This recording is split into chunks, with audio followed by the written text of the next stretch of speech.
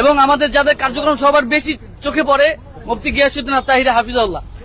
কারি সাহেবের কাছে আমার কয়েকটা প্রশ্ন আছে, সেটা হলো আমরা নির্বাচন কেন্দ্রিক সময় দেখছি যে সুন্নিদের সাথে বিভিন্ন রকমের বৈষম্য ছিল, এটা নিয়ে আমরা প্রতিবাদ করছি। দেখেন কারি সাহেব, আপনার কাছে জানতে চাই যে এই যে রইজুদ্দিনের যে হত্যা হইল, একটা বছর চলে গেল, আপনারা আহলে সুন্নাত ওয়াল জামাতের পক্ষ থেকে কি কি কার্যক্রম ভূমিকা নিছেন, কেন তার হত্যার বিচারটা এখনো হলো না, আমরা একটু জনতা হিসাবে আপনাদের কাছে জানতে চাই।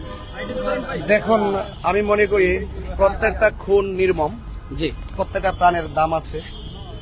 আমাদের প্রিয় মসজিদের ইমাম রইসউদ্দিনকে মিথ্যা অভিযোগ তুলে মব ভায়োলেন্সের মাধ্যমে নির্মমভাবে পাশবিক নির্যাতন চালিয়ে তাকে হত্যা করা হয়েছিল।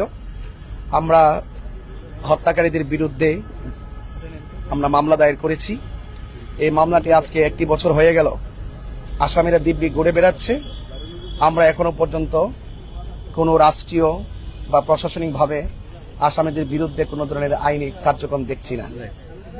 সেই জন্য আমরা আজকের এই দিনে, যেহেতু মসজিদের ইমাম মাওলানা রইসউদ্দিনকে নির্মমভাবে শহীদ করা হয়েছিল, এই দিনটিতে আবার আমরা রাজপথে আসতে বাধ্য হয়েছি।